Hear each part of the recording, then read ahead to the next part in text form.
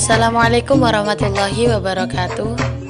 Kami dari kelas 12 Agama dari IMAN 4 Banyuwangi.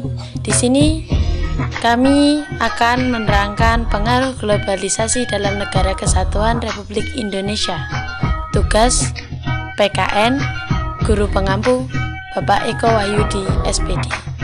Nama kelompok Firda Makrifatul Thayyibah, Fitri Ana Rismawati, Fitri Ayu Novaliana, Ilahi Estagetsa Atrofan Nahar, Ikfirli Nurfarahin Afifah, Miftah Husifah, dan yang terakhir Vivi Maulida.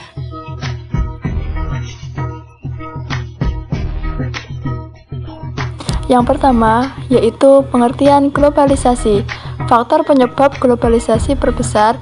Menurut Kamus Besar Bahasa Indonesia, pengertian globalisasi adalah proses masuknya ke ruang lingkup dunia.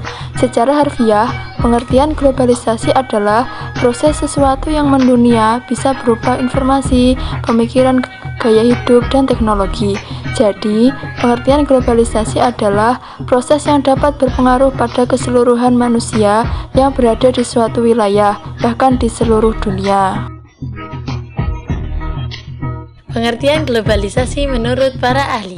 Yang pertama, menurut Selosu Marjan, pengertian globalisasi adalah proses terbentuknya sistem komunikasi dan organisasi antara masyarakat yang ada di seluruh dunia untuk mengikuti sistem dan kaidah-kaidah yang sama. Yang kedua, menurut Scholz, pengertian globalisasi adalah berkembangnya hubungan internasional.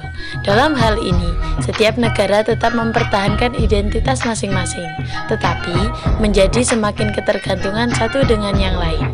Yang ketiga, menurut Thomas L. Friedman, pengertian globalisasi mempunyai dimensi ideologi dan teknologi. Dimensi teknologi yaitu kapitalisme dan pasar bebas, sedangkan dimensi teknologi adalah teknologi informasi yang telah menyatukan dunia. Selanjutnya, dampak positif dan negatif globalisasi. Yang pertama, globalisasi di bidang industri. Globalisasi di bidang industri adalah proses perubahan dari waktu ke waktu di bidang yang mengolah bahan mentah, bahan baku, barang setengah jadi atau barang jadi menjadi barang yang bermutu tinggi dalam penggunaannya, termasuk kegiatan rancang bangun dan perekayasaan industri yang mengalami perkembangan yang dipengaruhi oleh teknologi yang masa kini. 2. Globalisasi di bidang hukum.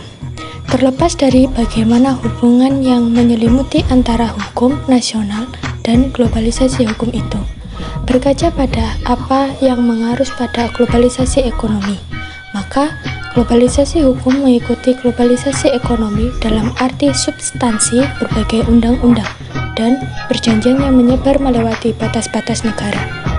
Globalisasi hukum dapat terjadi melalui perjanjian dan konvensi internasional, hukum privat, dan institusi ekonomi baru. Yang ketiga, globalisasi di bidang ekonomi.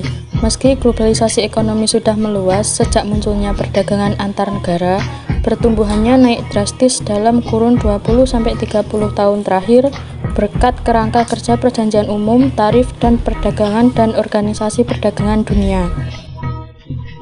Yang keempat, globalisasi di bidang sosial budaya. Globalisasi pasti memicu perubahan sosial budaya di berbagai aspek, seperti bahasa, sistem pengetahuan, sistem dan organisasi masyarakat, teknologi dan cara hidup manusia, mata pencaharian, sistem religi dan seni. Contoh dari dampak positif dan negatif globalisasi. Yang pertama, dampak positif dan negatif di bidang industri. Dampak positifnya yaitu yang pertama, kemajuan teknologi akibat globalisasi tentu saja mempengaruhi perindustrian. Yang kedua, memudahkan memproduksi barang. Yang ketiga, akses distribusi dalam berindustri menjadi lebih mudah. Dampak negatifnya yaitu yang pertama, persaingan industri semakin ketat. Yang kedua, dampak positif dan negatif di bidang hukum. Dampak positif yang pertama, semakin menguatkan supremasi hukum. Yang kedua, semakin menguatkan tuntutan terhadap tugas-tugas penegak hukum yang lebih profesional. Dampak negatif yang pertama, peran masyarakat dalam menjaga keamanan kedaulatan. Yang kedua, perubahan dunia yang cepat mampu mempengaruhi pola pikir masyarakat secara global. Contoh yang ketiga yaitu dampak positif dan negatif di bidang ekonomi. Yang pertama yaitu dampak positif dari bidang ekonomi. Yang pertama, meningkatkan pertumbuhan ekonomi. Yang kedua, kesejahteraan tenaga kerja meningkat. Yang ketiga, terciptanya bisnis e-commerce. Yang kedua yaitu dampak negatifnya. Yang pertama yaitu monopoli dan oligopoli di tingkat global. Yang kedua, penurunan standar lingkungan. Dan yang terakhir, globalisasi di bidang sosial budaya. Dampak positif: 1. Perubahan tata nilai dan sikap. 2. Berkembangnya ilmu pengetahuan dan teknologi. 3. Kualitas atau tingkat kehidupan menjadi lebih baik. Dampak negatif: 1. Lunturnya nilai budaya asli. 2. Perubahan gaya hidup. Sekian dari kelompok kami. Terima kasih. Wassalamualaikum warahmatullahi wabarakatuh.